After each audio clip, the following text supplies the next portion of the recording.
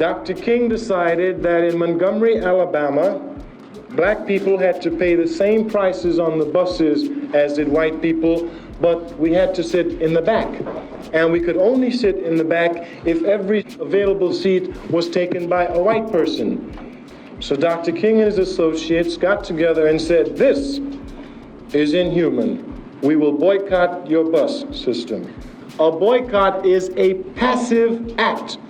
It is the most passive political act that anyone can commit. Dr. King's policy was that nonviolence would achieve the gains for black people in the United States.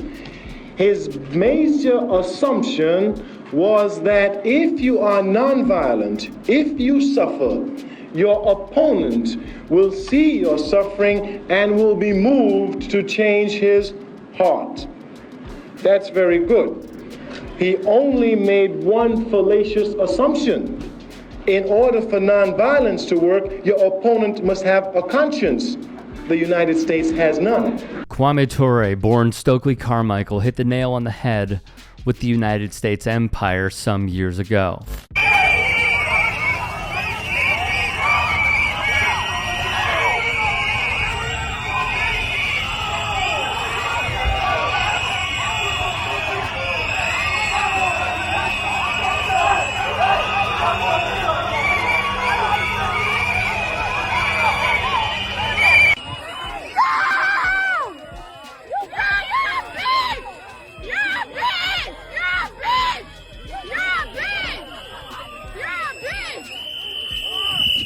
After all, does this look like a country with a conscience? Really working. You know, I've been here since...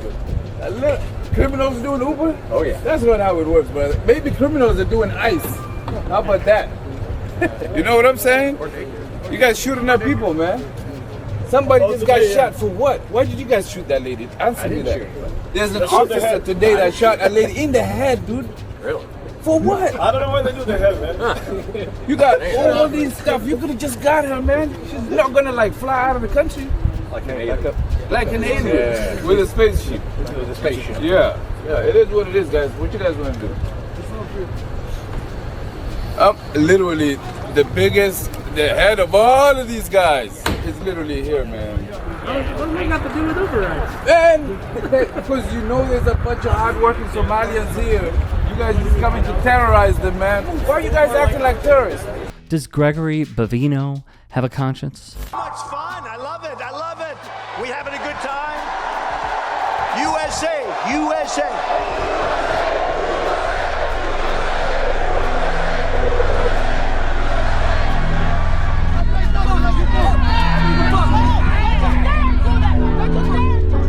Knock the crap out of him, would you? Seriously. Does the president have a conscience? The storm whispers to the warrior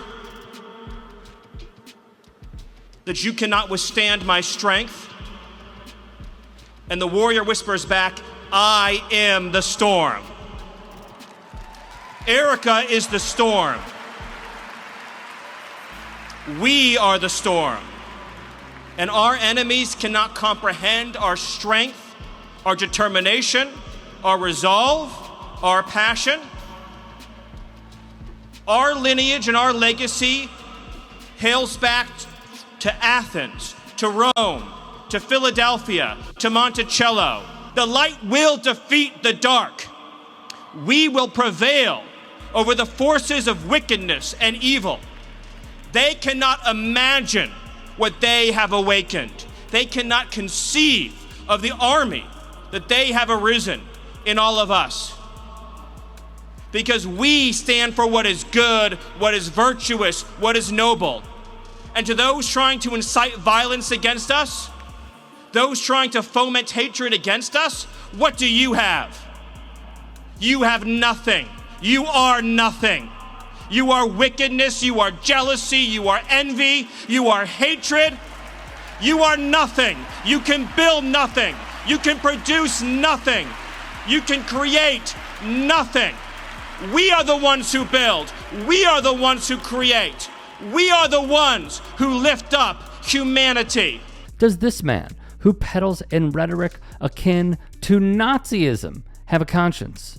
After nearly 200 days of protests calling for justice for Breonna Taylor, the 26-year-old African-American woman shot to death in her own apartment by plainclothes Louisville officers serving a no-knock warrant, new evidence is raising troubling questions about the integrity of the crime scene after the raid and the investigation that followed.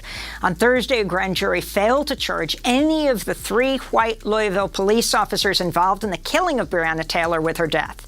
Kentucky's governor, Louisville's mayor, have joined calls to release the grand jury transcripts. Right after the killing, a police spokesman claimed that McDonald had been crazed, that he slashed tires on a squad car and damaged a windshield. They said that he refused orders to drop a knife and lunged at police before the officer opened fire in self-defense, shooting him in the chest. But none of that happened. The newly released dashcam footage shows McDonald walking away from officers before being shot just seconds after the shooter, police officer Jason Van Dyke, arrived on the scene. After the initial shot, McDonald falls to the ground, and Van Dyke keeps shooting. At the time, the police claimed self-defense, and it looked like the case would soon be forgotten, like most police shootings across the country. But then a whistleblower informed a local journalist and lawyer that the police version wasn't true. The two of them put out a public statement asking the police to release any video they had of the incident. Months later, the journalist got a copy of the official autopsy. Rather than just a shot to the chest, it showed that Officer Van Dyke unloaded his gun into the victim. McDonald was shot in the scalp, neck, left chest, left elbow, left forearm, right arm, right hand, right leg, and in the back. Soon after, lawyers for the family obtained the dashcam video, and before they even filed a lawsuit, the city gave the family $5 million. Under the settlement terms, they would keep the video confidential. But another reporter, Brandon Smith, wanted to make sure the public saw what the police were hiding. After he and 15 other journalists had their Freedom of Information Act requests rejected from the city, Smith decided to sue the police. Earlier this month, he won. The judge ruled that the police had to release the footage. Early today, at my direction, the United States Armed Forces conducted an extraordinary military operation in the capital of Venezuela. Overwhelming American military power, air, land, and sea, was used to launch a spectacular assault. And it was an assault like people have not seen since World War II. But captured along with his wife, Celia Flores, both of whom now face American justice. We're going to run the country until such time as we can do a safe, proper, and judicious transition. And they want to go in, and they're going to do a great job for the people of Venezuela, and they're going to represent us well. On Monday, oil company stocks surged in value. Paul Singer, a billionaire who's a top donor to President Trump, is set to profit immensely since his investment firm purchased Citgo, the U.S.-based subsidiary Venezuela state-owned oil company, for $5.9 billion. And then you have Donald Trump comes out, as usual, throws them all under the bus, says, no, it's about the oil. He just can't stop talking about the oil. Every time he's asked about anything, he says, well, let's talk about oil. And as you pointed out, oil company stocks are up. He gave oil companies a heads up that he didn't give members of Congress per the Constitution. If you go back to the election campaign, Amy, in Florida, at Mar-a-Lago, he hosted a bunch of oil company executives and said, give me $1 billion and I'll help you all out. He's helping them out. He's enjoying himself. This is what he likes. He's not actually done a full regime change. He's kept the Maduro government in place, Delcy Rodriguez, the vice president, in place, as long as she plays ball on the oil. He's made that very clear. So this was about oil. It was never about narco-terrorism or drugs. This is the same president who pardoned the former president of Honduras just a few weeks ago, who was convicted in an American court and imprisoned for bringing 400 tons of cocaine into the country. It's not about democracy. This is a president who loves dictators, his pals with Middle East and Asian and African dictators, loves Kim Jong-un. And this wasn't about, running a cartel. We lack unity of thought. It's because we lack unity of thought that our unity of action is so spontaneous. We jump up and sit down. We jump up and sit down. We must come to qualify our action. We must come to get unity of thought. This unity of action is powerful, and it comes from mobilization. Unity is not a feeling. Unity is not an emotion. Unity is a means of channeling the energies of the people towards given objectives within principles. When you mobilize, everybody can be against the same thing. When you organize, everybody must be for the same thing. You mustn't think everybody being against the same thing means that everybody is for the same thing. That's where the confusion arises. Hey, I appreciate you watching. Now, if you can, please do become a channel member by going to youtube.com/TYTSports and clicking the join button. If that's too much for you, you can just go to tyt.com/join to become a member. It helps all of us out here at the Young Turks and keeps our network afloat. In addition, you could follow me on my socials on Twitter, Instagram, and TikTok. Appreciate the love. Have a great day.